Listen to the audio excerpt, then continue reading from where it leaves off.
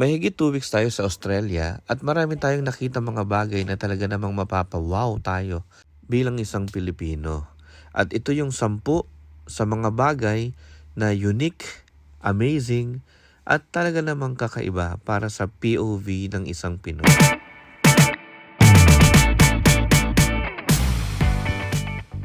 Una ay rice is not life.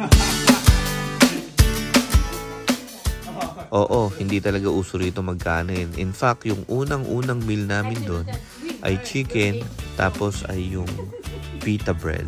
At hindi ka rin naman mahihirapan kasi ang daming options na healthy sa Australia, gaya ng mga breads at mga fruits at salads. Ganon din yung mga mashed potato and of course yung hash brown. So, okay na okay din kasi marireplace mo yung rice mo ng iba't ibang mga pagkain na mabubusog ka at healthy pa. Pero kung rice is life ka naman, huwag kang mag-alala kasi available naman ang bigas sa grocery store.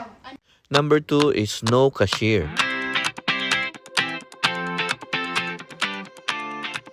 Yep, walang cashier sa Australia. Sa ilan sa mga grocery store, hindi naman sa lahat. At magandang experience din ito. Although meron na rin dito sa atin sa Uniqlo, may nakita ko nito minsan, no? So, pwede ka na rin magbayad ng sarili mo sa Uniqlo gamit yung card mo. Yung barcode. And then put it in here.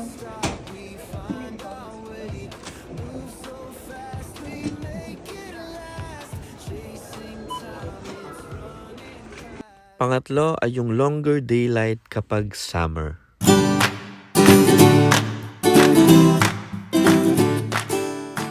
As you can see, 6:15 na pero yung araw pang 3 p.m. And actually, bumababa talaga yung araw dito mga alas 9 na ng gabi. Parang ano pa lang, 2 p.m. Mga 8 p.m. may araw pa minsan hanggang 9. Pang-apat, yung safe walking or cycling space.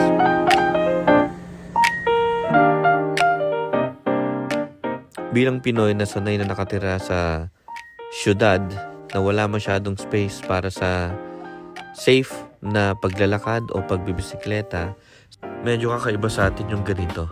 Medyo refreshing siya actually kasi para makapaglakad ka sa isang lugar ng tuloy-tuloy na hindi ka humihinto kasi may tumatawid na kung ano-ano. Gaganahan ka talaga maglakad pag ganito.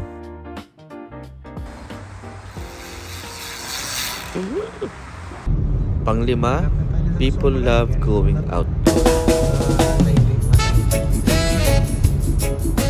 Work-life balance ang pinopromote nila dito sa Australia. Kaya yung mga families dito, mahilig talaga silang mag-outdoor. At kung ganyan naman talaga kaganda yung makikita mo, bakit naman hindi, di ba? Kung 5 days or a few months ka na pumapasok sa trabaho, every now and then gusto mo makita ng nature. At kung ganito kaganda yung nature, talaga namang nakakawala ng stress yan. And yung mga tourist destination na to ay libre lang. Oo, ita-travel mo lang sila, medyo malayo-layo, pero free yung mga destinations na to. Unless na lang syempre kung bibili ka ng pagkain. At syempre pag nasa labas ka, hindi mo maiiwasang maihi. So meron silang mga portalets sa mga ganitong locations. Talagang pinag-isipan yung need ng mga tao, even to the smallest detail.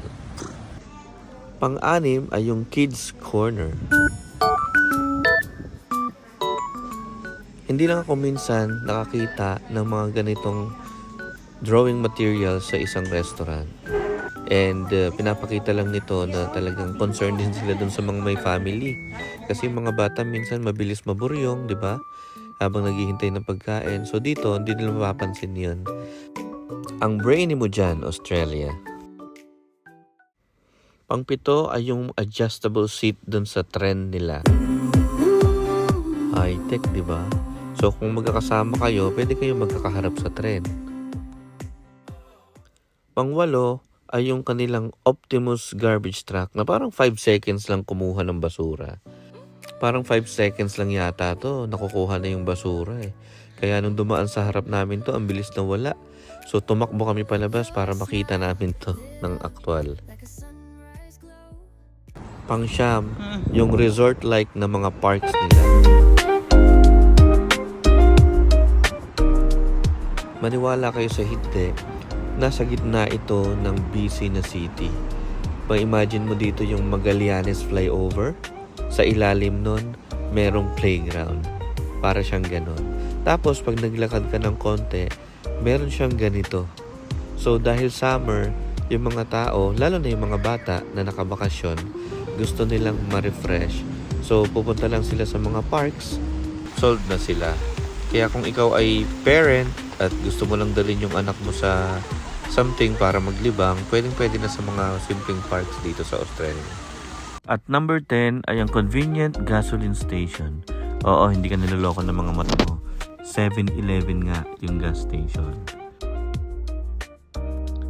That sums up yung 10 unique o kakaibang experience in my POV. So kung gusto mo ng ganito mga content, follow mo naman ako. Sige na.